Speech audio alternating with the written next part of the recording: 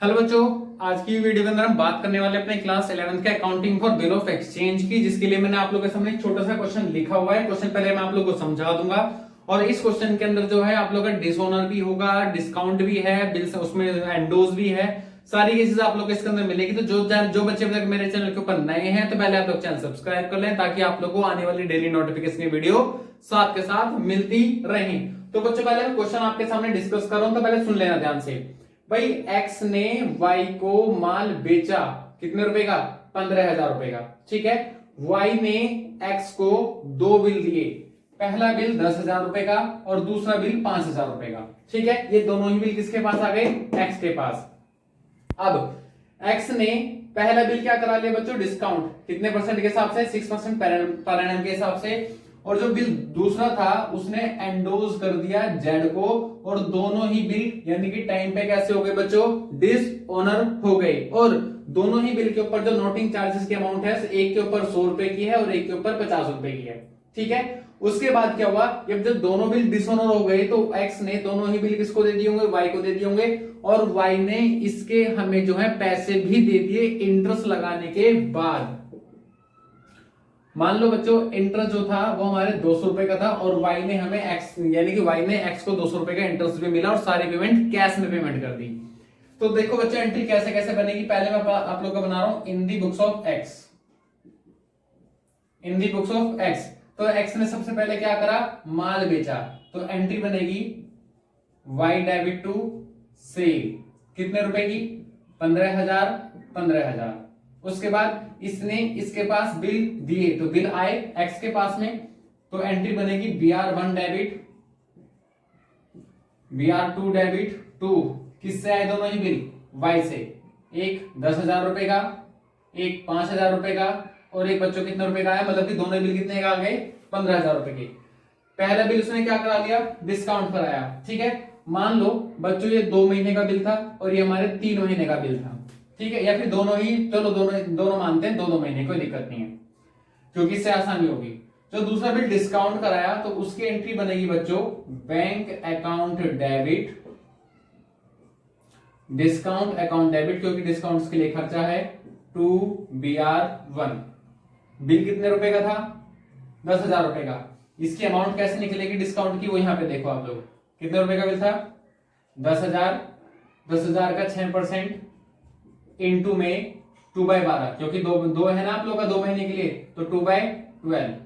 अब जितनी भी इसकी कैलकुलेशन आएगी बच्चों आप लोग कर लेना। मैं मान के चलता हूं कि 100 रुपए आ गए। मान लो 600 इंटू में 2/12 यानी कि 100 रुपए आ जाएगा। मानने की क्या जरूरत है? 100 रुपए आ गया। अब 10,000 में से 100 गए तो कितने बचे? 9900। पहला बिल हमारा डिस्काउंट हो चुका है। अब हम बात करें अपने बिल नंबर 2 की, तो इसने किसको एंडोज कर दिया था? जेड को। तो एंट्री बनती है बच्चों जेड डेबिट टू BR2 कितने रुपए का था? 5,000 रुपए का, और हमने इसको भी एंडोज कर दिया। और जब 2 महीने हो गए तो बच्चों दोनों ही बिल क्या हो गए? डिसऑनर हो गए। तो पहले हम इस बिल की डिसऑनर की एंट्री पास करेंगे। तो एंट्री क्या बनेगी हमारी? मैंने आपको बताया था वाई डेबिट होगा टू बैंक, कितने रुपए का था हमारा? 10,000 रुपए का, और नोटिंग चार्जेस ऑलरेडी कितना था उसके अंदर? 10,000 रुपए। ठीक है, सॉरी 100 रुपए था, तो 10,000 100 रुपए यानी कि 10,000 100 रुपए। ये हमारे बिल नंबर 1 की क्या हो गई? डिसऑनर की एंट्री हो गई। वहीं अगर हम बिल 2 की बात करें तो वाई डेबिट टू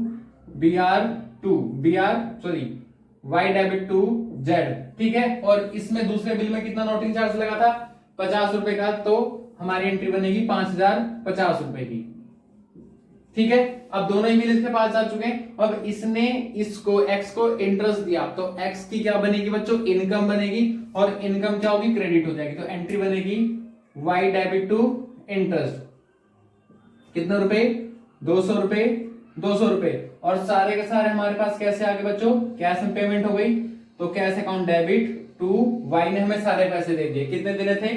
15,000 ये हो गए, 150 रुपए ये हो गए, और 200 ये हो गए, यानी कि 15,300 350 रुपए। 15,000 350 रुपए और 15,000 350 रुपए हम ऐसे लिख देंगे। कुल मिला के हमारी 1 2 3 4 5 6 7 8, कुल मिला के हमारी कितनी एंट्री बनी बच्चों? 8 एंट्री। ये हमारी किसकी बुक्स में एंट्री पास हुई है बच्चों? भी एक्स की बुक्स में। लेकिन अगर हम वाई की बात करें तो वाई की बुक्स में देखना एंट्री कैसे कैसे पास होंगी, सारी रिवर्स हो जाएंगी। लगभग बताता हूं कैसे कैसे होंगी। In the books of Y, Y की तरफ से सोचना इस बार, जो भी काम होगा आपका वाई की तरफ से होगा। तो वाई ने क्या करा? वाई ने माल खरीदा, तो एंट्री बनेगी purchase account debit to X. कितने रुपए का खरीदा? 15,000 का। अब इसने इसको 2 बिल दिए, तो x debit to BP1 to BP2, 15,000 रुपए। एक बिल 10,000 का था और एक बिल 5,000 का था। अब एक्स ने डिस्काउंट कराया, एंडोज कराया, कुछ भी कराया, वाई की सेहत पे कोई फर्क नहीं पड़ेगा। सीधी सीधी सी इसके पास अब डिसऑनर की एंट्री बनेगी और एंट्री रिवर्स हो जाएगी, यानी कि BP1 भी आया, BP2 भी आया उसी डेट पे, और नोटिंग चार्जेस भी डेबिट हुआ। तो किसके पास से आए? एक्स। BP1 की अमाउंट 10,000, 5,000 और नोटिंग चार्जेस दोनों को जोड़ दिया जाए तो कितना बनेगा? 150। अब इन तीनों को जोड़ो तो 15,150 रुपए। ठीक है।